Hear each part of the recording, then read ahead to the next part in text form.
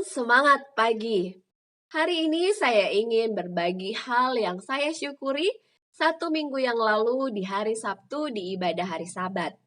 Saat itu saya mendapatkan jadwal untuk menyampaikan khotbah di shift yang pertama pagi-pagi, masuknya itu jam 8.30. Jadi ibadah kami ada 2 section, 2 bagian. Yang pertama, ibadah sekolah Sabat dulu, mendiskusikan pendalaman Alkitab, lalu selanjutnya akan dilanjutkan dengan ibadah khotbah.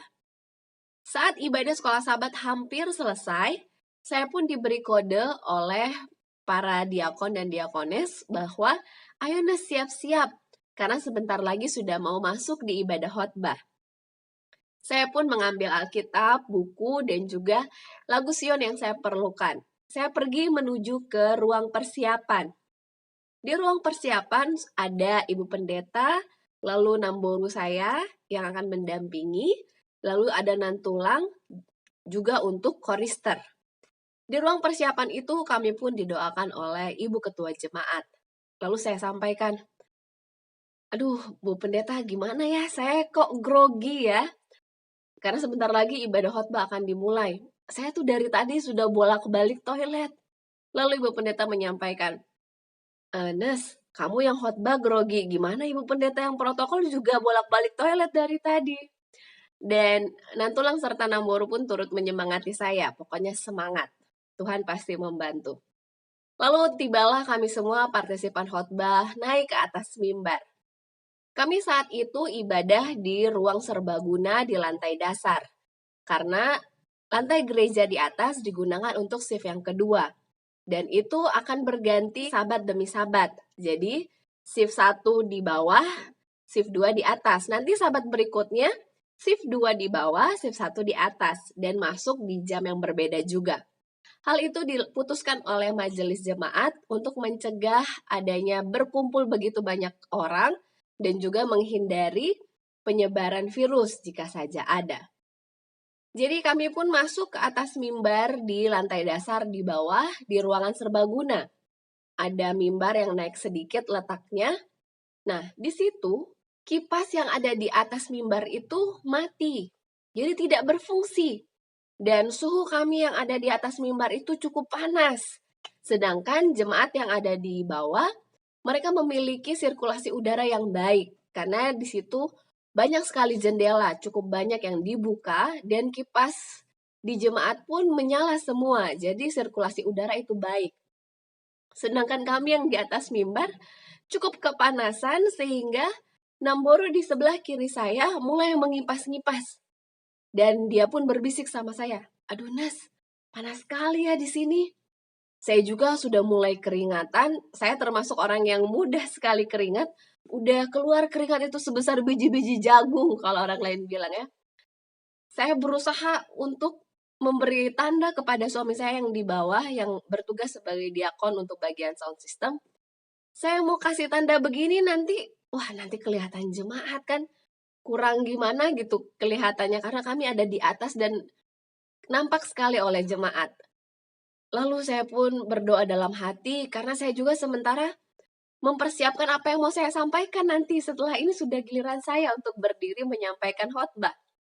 Akhirnya saya pun dengan tenang di kursi saya berdoa. Tuhan, kami di atas ini kepanasan. Kipas di atas tidak dapat menyala. Tolonglah kami, gak mungkin saya untuk memberi tanda kepada suami saya yang ada di bawah, karena nanti terlalu kelihatan jelas oleh jemaat, kan kurang bagaimana gitu pemandangannya.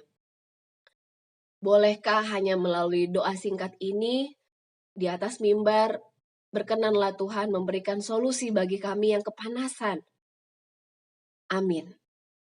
Puji Tuhan, saya langsung merasakan jawaban doa. Tiba-tiba tepat sebelum saya mau berdiri di atas podium menyampaikan firman Tuhan, datanglah seorang diakon membawa 1 buah kipas yang masih baru kelihatannya. Lalu kipas itu pun dipasang, dicolokkan dengan arus listrik dan dinyalakan. Puji Tuhan, kami yang ada di atas mimbar boleh lega dan boleh merasakan sirkulasi udara yang lebih baik. Saya pun menyampaikan khotbah hingga selesai Dan selesai di akhir khotbah, kami berkumpul lagi untuk doa tutup dari ketua jemaat kepada partisipan yang sudah melayani sepanjang ibadah khotbah. Setelah selesai doa, saya pun menyampaikan, "Bu, panas sekali loh di atas itu tadi." "Iya, saya pun lihat waktu kalian kipas-kipas. Makanya saya segera minta tolong kepada seorang diakon untuk membawakan kipas." Lalu saya ucapkan, "Terima kasih sudah menjadi jawaban doa saya, karena dengan begitu kami pun boleh lebih lega merasakan angin dari kipas yang sudah diatur oleh diakon." Inilah hal yang saya syukuri, doa sederhana tapi Tuhan menjawabnya langsung karena memang itu sangat kami perlukan. Saya rindu Anda pun dapat memiliki hal yang Anda syukuri. Mulailah dari hal-hal yang sederhana, yaitu hal-hal yang kecil. Baik, mari kita lanjutkan bacaan renungan pagi kita hari ini di tanggal 16 Mei berjudul Prinsipnya harus menjadi prinsip kita. Ayat intinya tertulis di dalam Yohanes 13, ayat yang ke-15. Sebab aku telah memberikan suatu teladan kepada kamu, supaya kamu juga berbuat sama seperti yang telah kuperbuat kepadamu. Penjelasannya, di zaman ini kita merasa sedih melihat anak-anak dan orang-orang muda memandang atas dirinya sebagai terlalu maju untuk menyerahkan dirinya kepada pengawasan orang tua mereka. Tampaknya mereka menyangka bahwa menyerah kepada otoritas orang tua akan berarti suatu bukti kelemahan, mengorbankan kebebasan hak mereka. Tetapi, gantinya sanggup memerintah diri mereka sendiri, mereka berubah-ubah pelin-pelan dan lemah dalam tujuan. Kuasa moral mereka lemah, dan mereka hanya mempunyai sedikit kuasa rohani. Sebabnya, kenapa mereka demikian lemah dan mudah disesatkan oleh penggodaan? Ialah karena mereka tidak meniru hidup Kristus. Gantinya mengikuti jejak kaki penebus yang ilahi itu, mereka dipenuhi dengan kesombongan dan penghargaan diri sendiri. Mereka mempelajari kecenderungan dan mengikuti kecondongan hati mereka yang tidak disucikan.